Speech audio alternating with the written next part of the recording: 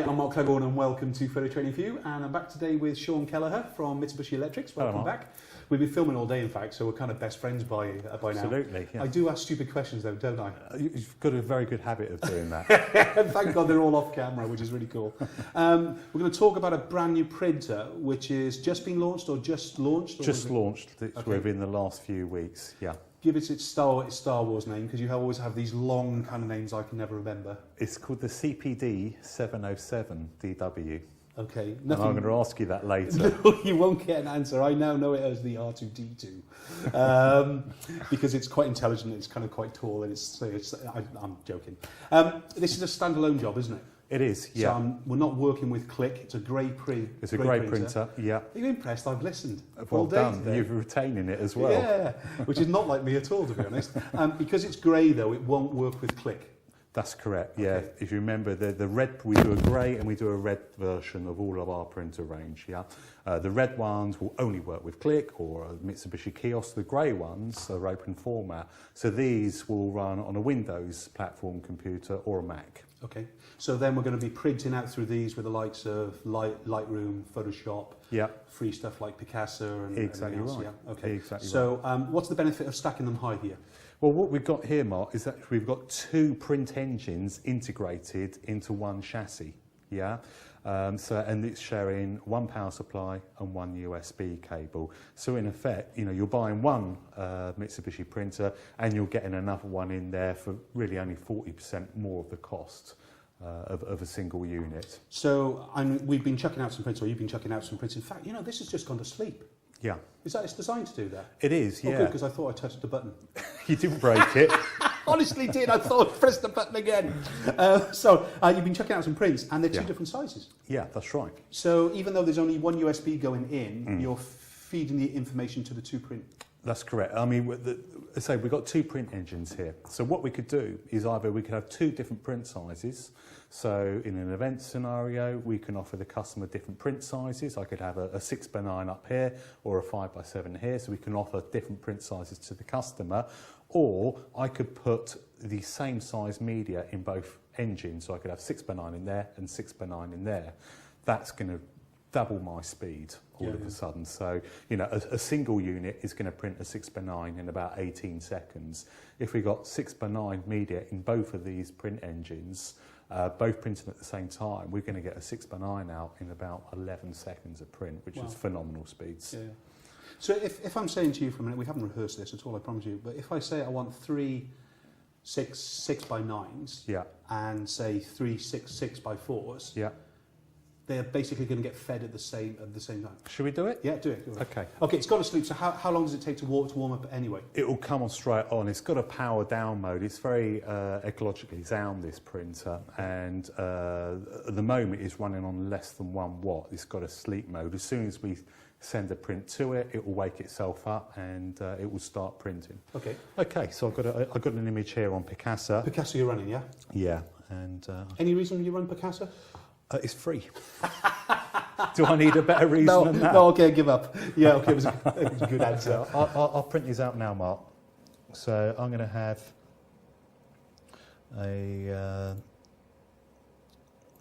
we want 3. I'm going to use 6x8. I've got 6x8 media in here rather than 6x9, but 6x9 media is available. So I'm going to have 3 6x9s, and let's send that to print. And Picasso does show you the crop as well, isn't it? It's showing me the crop, yeah. I can recrop it within Picasso as well if I want. And also I'm going to select 6x4, and we're going to have 3 of those as well, Mark. There we go, off it goes. Can you crop that, or has it already gone to print? I've already sent it to print, wow. But shall we crop it? Let's do one as a close-up as a crop then. And that came to life pretty soon, didn't it? Yeah. As soon as it knew it was going to have a print sent across to it. Let's get that going. I'll do some 6x4s of this one, I think. So yeah, I'll have 3 6x4s of that. Of course, with Picasso as well, you can turn it into black and white. You can do everything really in the basic way. Can you clone in that as well? Do you know? I don't think it's got a clone tool, but we can make it black and white. We can put a soft focus on it. We can change the focus spot.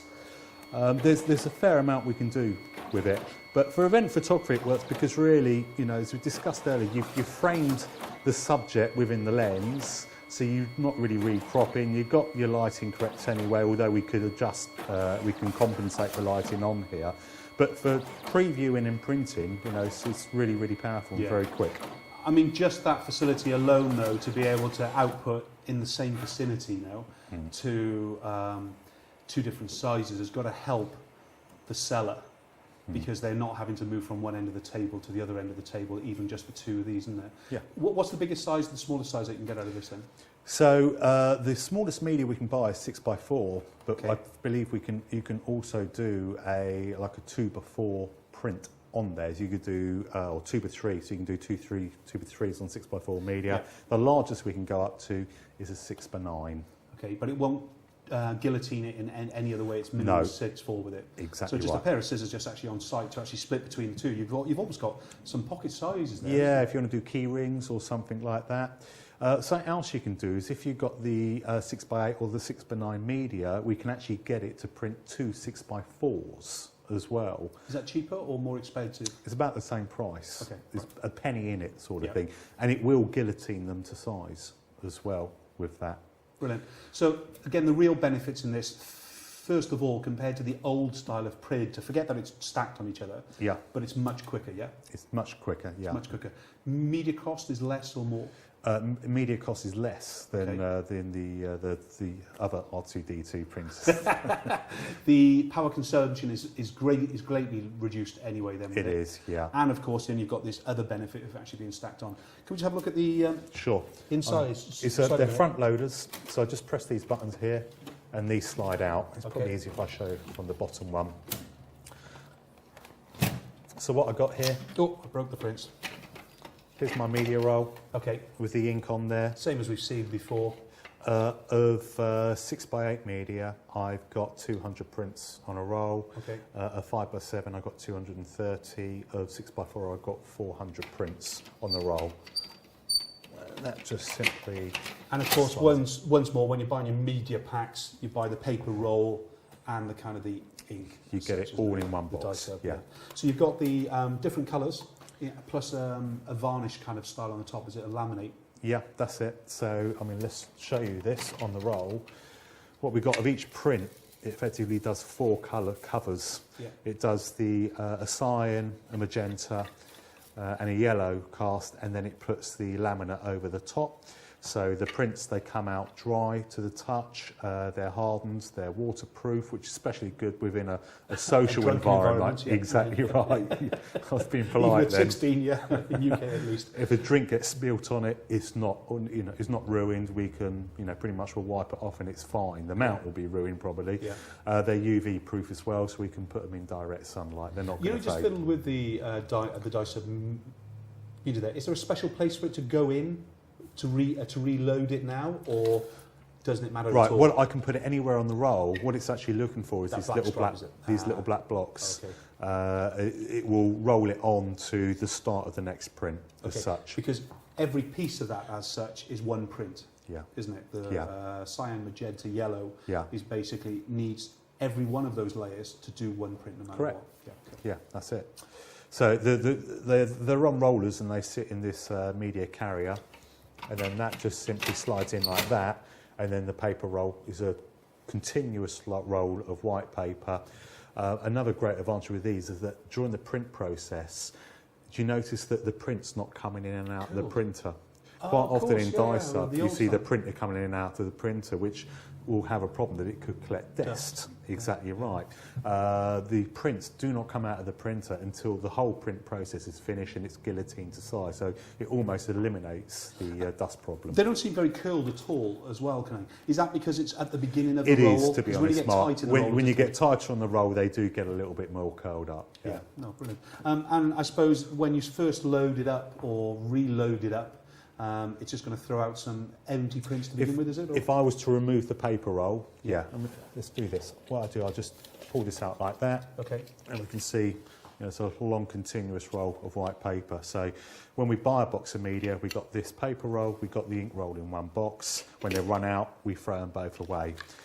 So I can touch with my fingers, but what the printer's going to do is remove the outer circumference of paper. Okay. I'm simply going to slot that in there like that, then I'm going to push it down. And if you listen carefully, you'll hear a little beep.